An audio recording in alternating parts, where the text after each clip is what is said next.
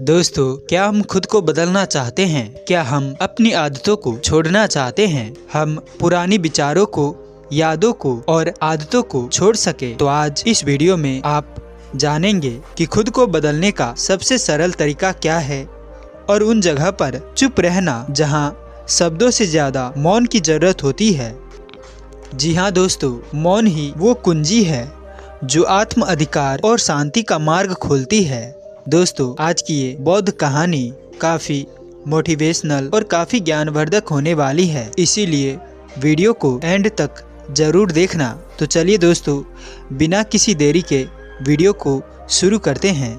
लेकिन दोस्तों, वीडियो में आगे बढ़ने से पहले यदि आप भी भगवान गौतम बुद्ध के सच्चे अनुयायी हैं तो इस वीडियो को लाइक करके कमेंट बॉक्स में नमो बुद्धाय ज़रूर लिख देना। और दोस्तों, यदि आपने अभी तक हमारे चैनल संस्कृत इंस्पायर्ड को सब्सक्राइब नहीं किया है तो चैनल को भी सब्सक्राइब कर लेना, ताकि आगे आने वाली वीडियो सबसे पहले आपको मिल पाए। तो चलिए आज की प्रेरणादायक बौद्ध कहानी को शुरू करते हैं।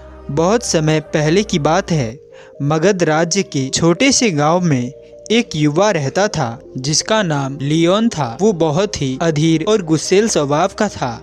छोटी छोटी बातों पर वो बहस करना और हर बात का उत्तर तुरंत देना उसकी आदत बन चुकी थी। धीरे धीरे उसके स्वभाव के कारण लोग उससे कतराने लगे। लियोन खुद भी इस बात को महसूस करता था कि उसका स्वभाव उसके जीवन में शांति और खुशियों के लाने के बजाय तनाव और अकेलापन बढ़ा रहा है, लेकिन वो समझ नहीं पा रहा था कि उसे इस स्थिति से कैसे बाहर निकलना चाहिए। एक दिन उसने सुना कि पास के जंगल में भगवान बुद्ध का प्रवचन हो रहा है। बुद्ध के बारे में उसने बहुत कुछ सुन रखा था। उसकी करुणा, उनका ज्ञान और उनके द्वारा दी गई जीवन की शिक्षाएं। ये सुनकर लियोन ने सोचा, शायद मुझे मेरे सवालों के जवाब वहाँ मिल जाएंगे। वो जल्द ही प्रवचन स्थल पर पहुँचा। वहाँ बड़ी भीड़ जमा थी। बुद्ध अपने सरल और स्पष्ट शब्दों में जीवन की गहराइयों को समझा रहे थे। उसी समय बुद्ध ने सभा को संबोधित करते हुए कहा, यदि तुम अपने जीवन में सच्चा बदलाव लाना चाहते हो तो 10 जगहों पर चुप रहना सीखो। ये सुनकर लियोन को कुछ आशा की किरण दिखी। प्रवचन समाप्त होने के बाद वो बुद्ध के पास गया और उनके चरणों में झुककर बोला, भगवान, आपने कहा कि बदलाव लाने के लिए 10 जगहों पर चुप रहना चाहिए। कृपया मुझे विस्तार से समझाइए कि ये 10 जगह कौन सी है और मैं उन्हें अपने जीवन में कैसे अपना सकता हूँ।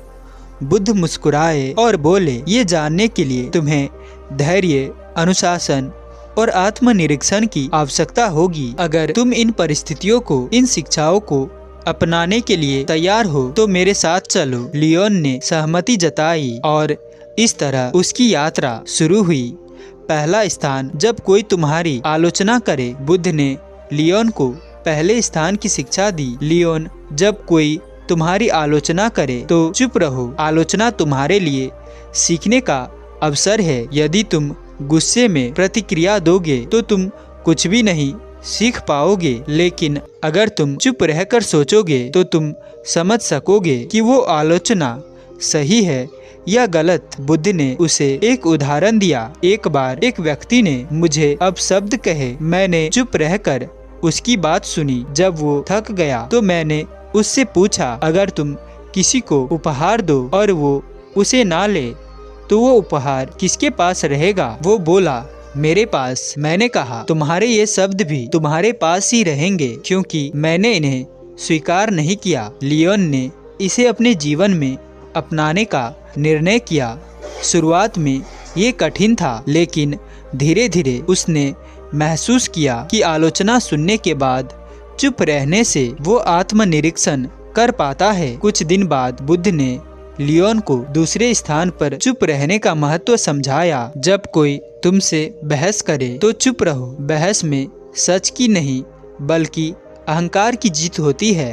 यदि तुम चुप रहोगे तो तुम स्थिति को बेहतर समझ सकोगे।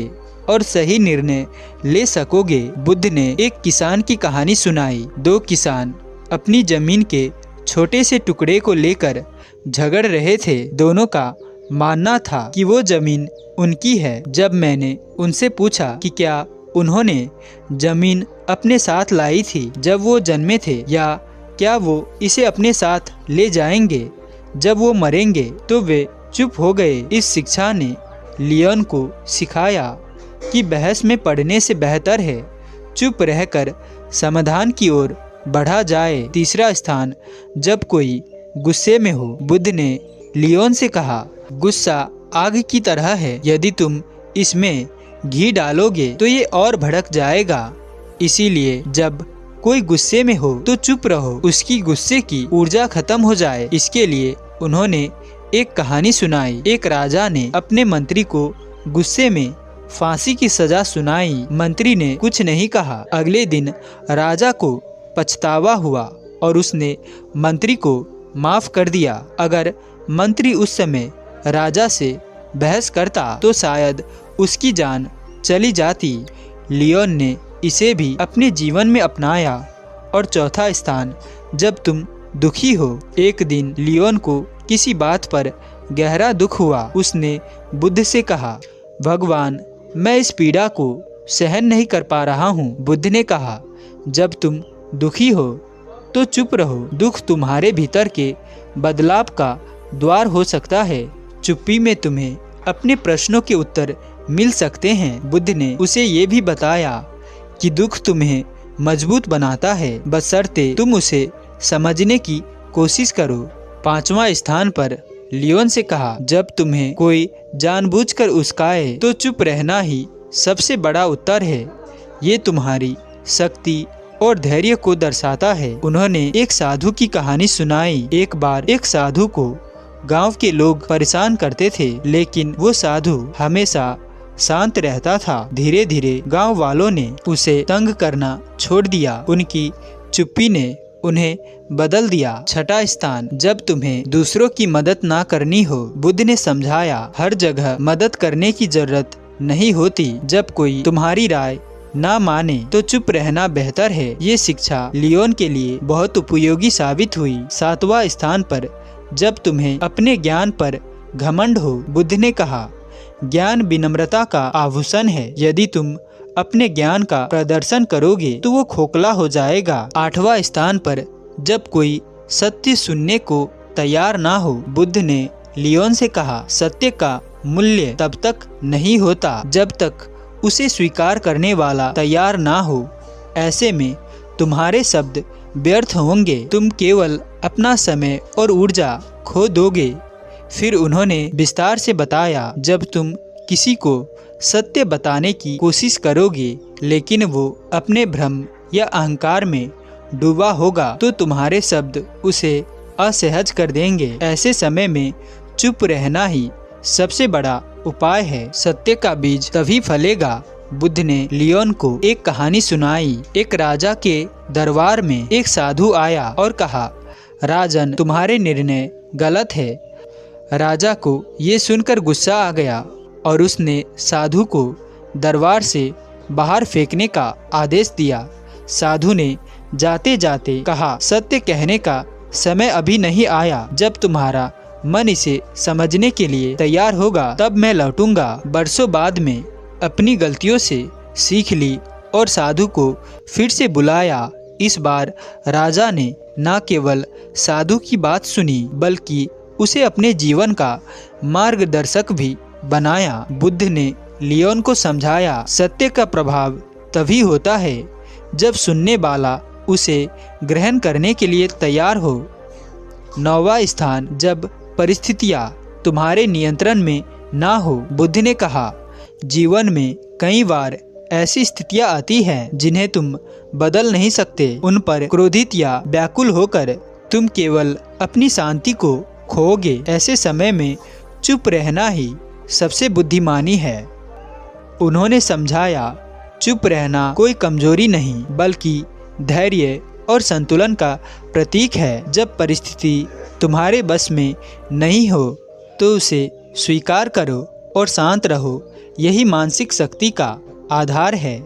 बुद्ध ने एक घटना का जिक्र किया। एक बार एक किसान ने बुद्ध से पूछा, मेरा खेत सूखा पड़ा है, बारिश नहीं हो रही है, मैं क्या करूं? बुद्ध ने उत्तर दिया, तुम बारिश नहीं बदल सकते, लेकिन तुम अपनी मेहनत को दिशा दे सकते हो। चुप रहो और अपने खेत के लिए वैकल्पिक उपाय खोजो, शांति से सोचो और समाधान खुद आ जाएगा। किसान ने यही किया और जल्दी ही उसकी समस्या हल हो गई। बुद्ध ने कहा, जब परिस्थितियाँ तुम्हारे नियंत्रण में ना हो तो चुप रहकर धैर्य और समाधान की दिशा में काम करना ही तुम्हारी सबसे बड़ी ताकत है। 10वां स्थान पर, जब तुम्हारा दिल भर जाए।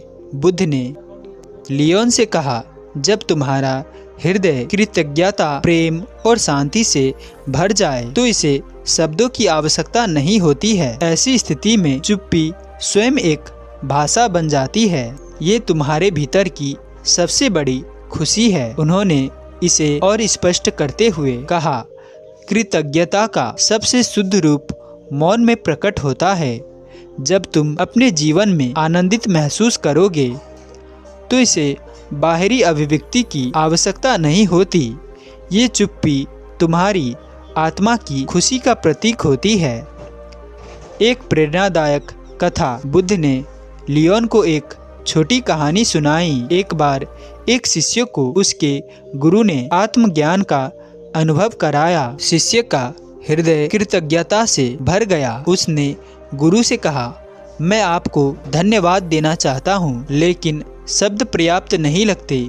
गुरु मुस्कुराए और बोले, तुम्हारी चुप्पी ही मेरे लिए सबसे बड़ा धन्यवाद है, इसे बनाए रखना। बुद्ध ने समझाया, जब दिल भर जाए तो शब्दों की आवश्यकता नहीं होती, मौन तुम्हारी सबसे बड़ी अभिव्यक्ति है। लियोन ने जब बुद्ध से 10 जगहों पर चुप रहने का ज्ञान लिया तो लियोन ने उसे तुरंत अभ्यास में डालने का निर्णय लिया। बुद्ध ने कहा, ज्ञान का मूल्य तभी है जब इसे जीवन में लागू किया जाए। तुम्हें कुछ परिस्थितियों से गुजरने का अवसर दूंगा। इन परिस्थितियों से तुम सीखो कि चुप्पी वास्तव में तुम्हें कितना बदल सकती है। लियोन ने सहमति दी और बुद्ध के मार्गदर्शन में अपने जीवन के इस नए अध्याय की शुरुआत की।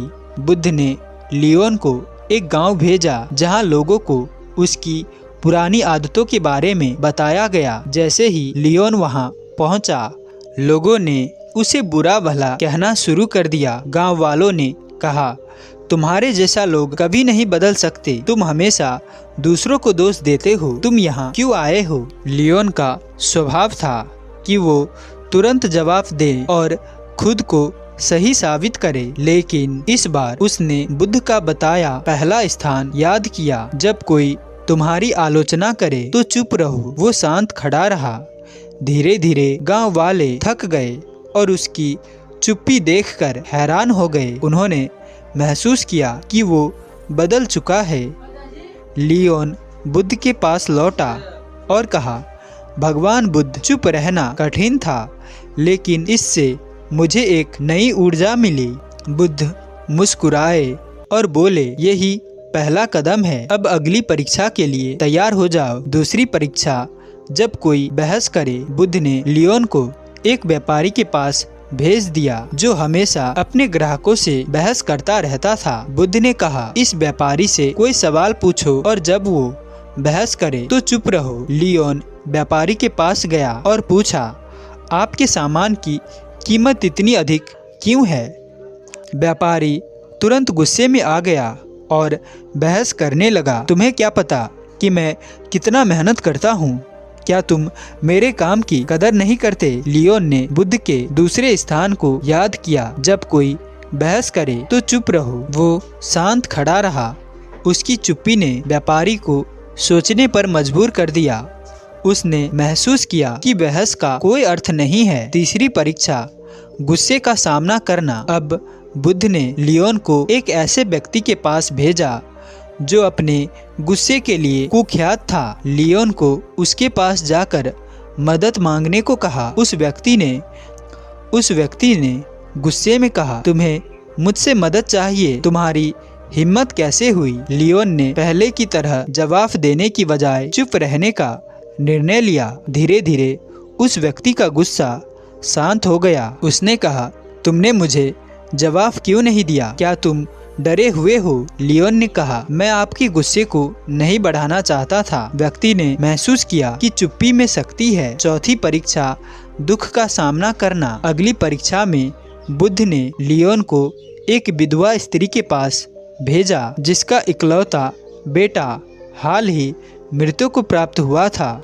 वो स्त्री अपनी पीड़ा में किसी से बात नहीं करती थी। बुद्ध ने कहा, उसके पास जाओ और बिना कुछ कहे उसकी मदद करो। लियोन उसके पास गया और उसके पास बैठा रहा। उसने कुछ नहीं कहा, लेकिन उसकी मौन उपस्थिति ने स्त्री को सांत्वना दी। उसने पहली बार किसी से अपनी कहानी साझा की और अपने दुख से उभरने का प्रयास किया। बुद्ध ने कहा, दुख में चुप्पी कई बार शब्दों से अधिक प्रभावी होती है। पांचवी परीक्षा, उकसावे का सामना करना। बुद्ध ने लियोन को एक ऐसे समूह के पास भेजा जो उसे उस्काने के लिए तैयार था। उन्होंने लियोन को अपमानजनक बातें कही, लेकिन लियोन शांत रहा। उसकी चुप्पी ने उन्हें हार मानने पर मजबूर कर दिया। परीक्षाओं के बीच लियोन ने बुद्ध से पूछा, भगवान, चुप रहना कैसे इतना प्रभावी हो सकता है? बुद्ध ने कहा, एक बार एक राजा ने एक साधु से पूछा, जीवन में सबसे बड़ी ताकत क्या है? साधु ने राजा को एक कटोरा पानी और तेल दिया। उसने कहा, पानी और तेल को मिलाओ। कोशिश की, लेकिन तेल पानी में घुल नहीं पाया। साधु ने कहा, चुप्पी तेल की तरह है, इसे अपने आप से अलग नहीं किया जा सकता। जब तक तुम इसे संभाल लोगे, ये तुम्हारी सबसे बड़ी ताकत रहेगी। अंत की परीक्षा, जब दिल भर जाए। अंत में बुद्ध ने लियोन से एक और परीक्षा लेने को कहा। उन्होंने कहा, जब तुम्हारा दिल खुशी और कृतज्ञता से भर जाए तब चुप्पी को अपनाओ। लियोन ने महसूस किया कि जब वो अपनी सभी परीक्षाओं में सफल हुआ तो उसका दिल शांति और आनंद से भर गया। उसने बुद्ध के चरणों में झुककर कहा, भगवान, मैं बदल चुका हूँ। अब मैं जानता हूँ कि चुप्पी ही सच्चा ज्ञान है। ये कहानी हमें ये सिखाती है कि चुप रहना केवल बोलने से बचना नहीं, बल्कि ये एक आंतरिक शांति और समझता का प्रतीक है।